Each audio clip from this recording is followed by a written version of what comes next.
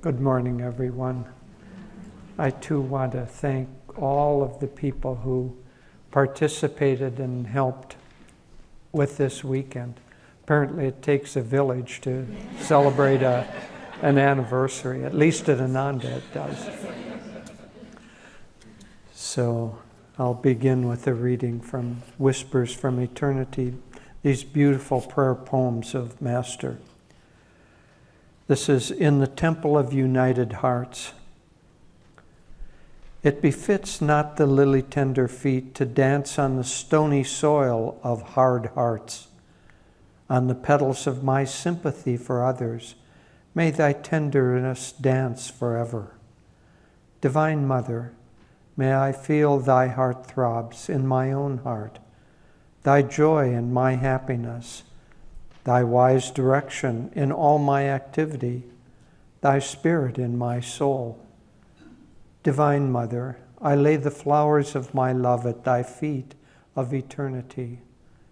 O open wide the flowers of my budding devotion, and release thy fragrance, that it may spread from my soul to the souls of others, ever whispering of thee.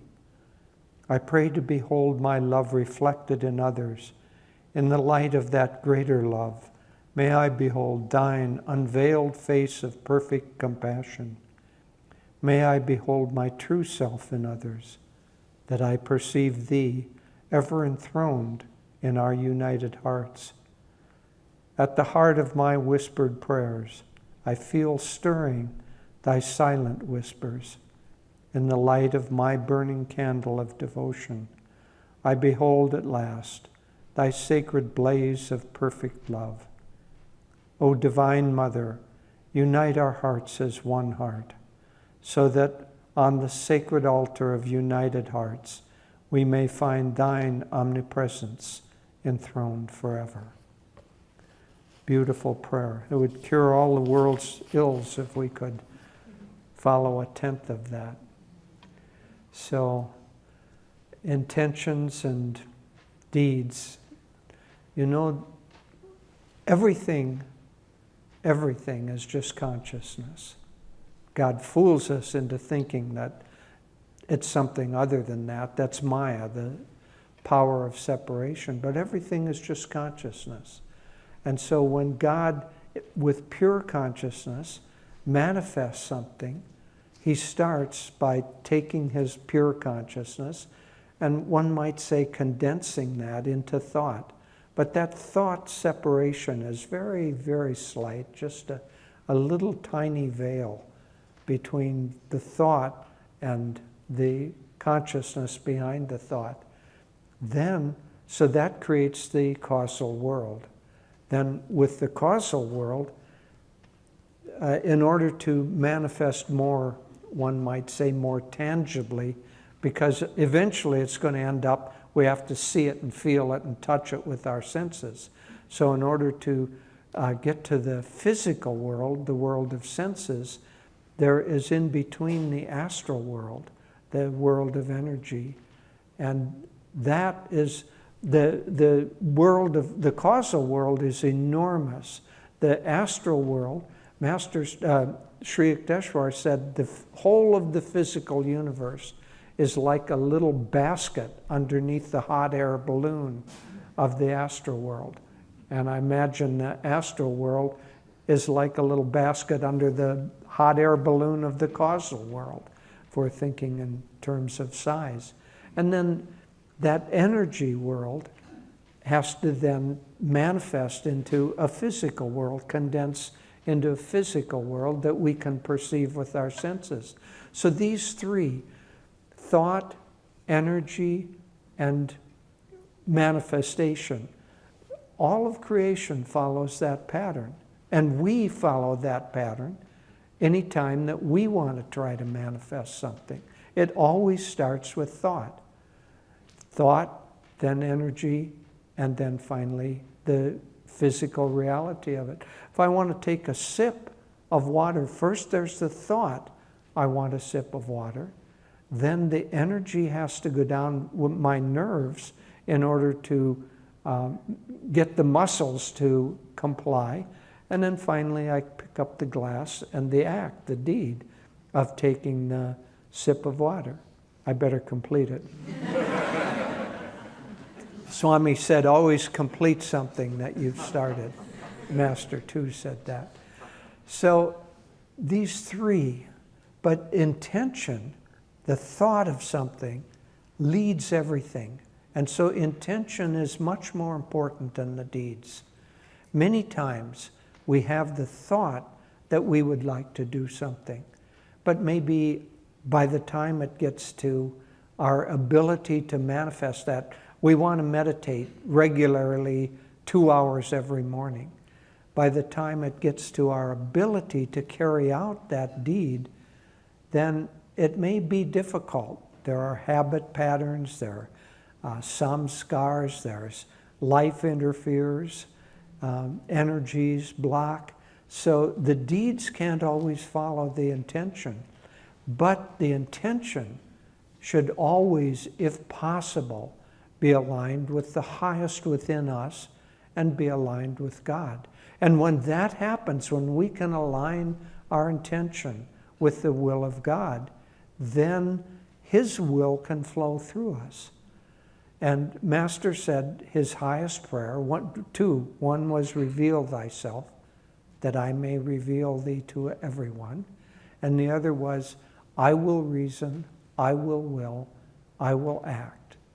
But guide thou my reason, will, and activity to the right path in everything.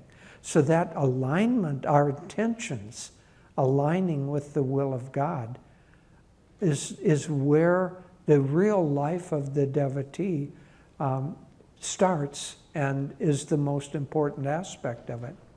There was a marvelous story that happened with Master. I just happened to read it again last night.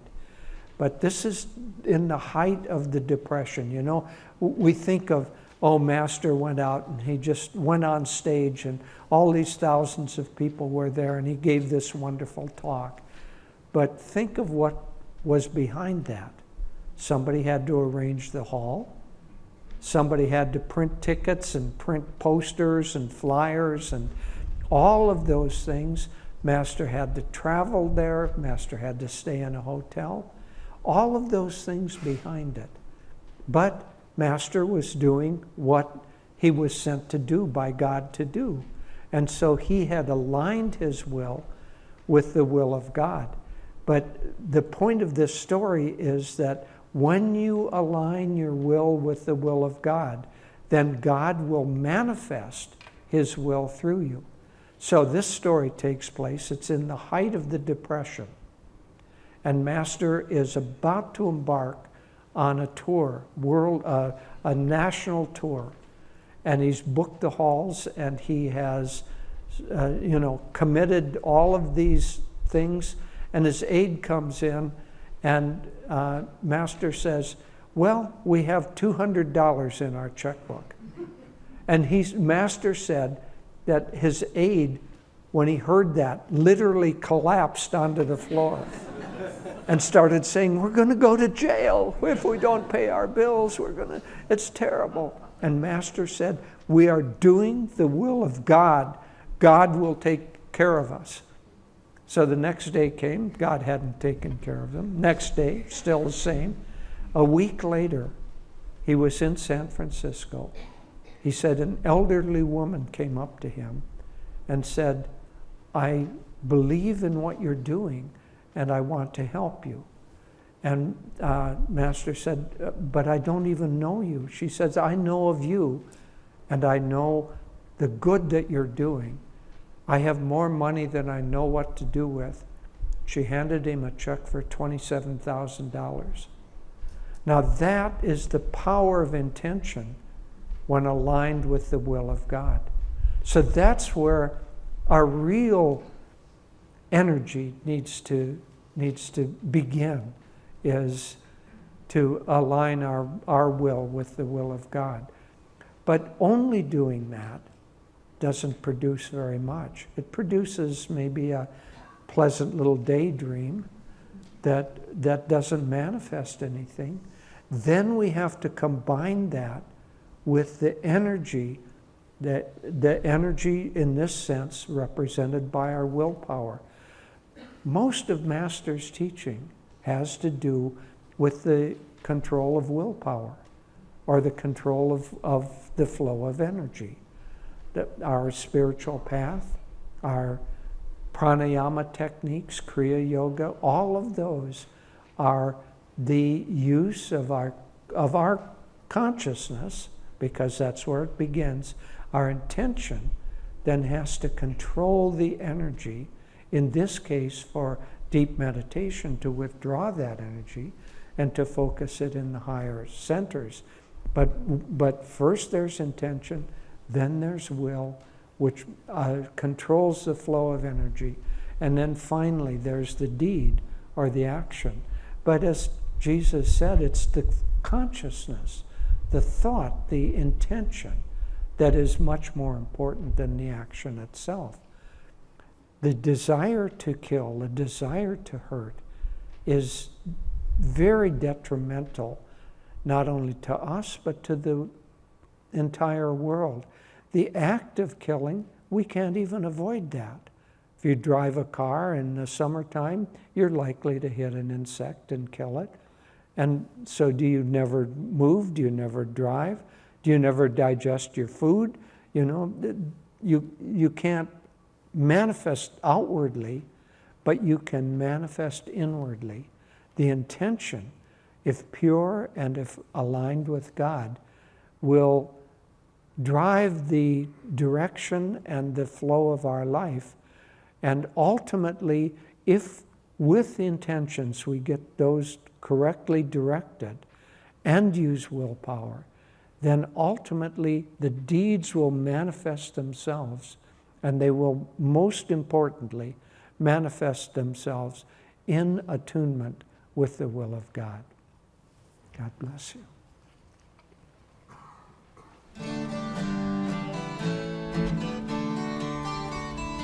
Walk like a man, even though you walk alone. White court approval, once the road is known. Let come who will, but if they all turn home, the goal still awaits you. Go on alone. Follow your dream, though it lead to worlds unknown. Life's but a shadow, once our dreams have flown. What if men cry, your dream is not our own? Your soul knows the answer. Go on alone.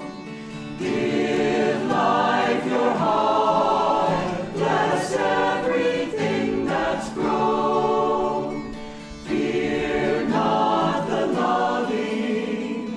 All this world's your own. Make rich the soil, but once the seed is sown, seek freedom, don't linger. Go on alone. Walk like a man, even though you walk alone. White court approval, once the road is known. Let come who will, but if they all turn home, the goal still awaits you. Go on alone. Go on alone.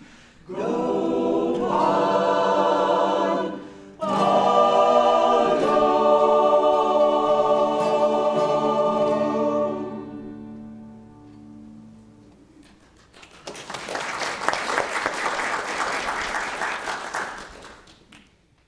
I will play Love is Ever New Discovery. This is from the Secrets of Love album by Swami Kriyananda.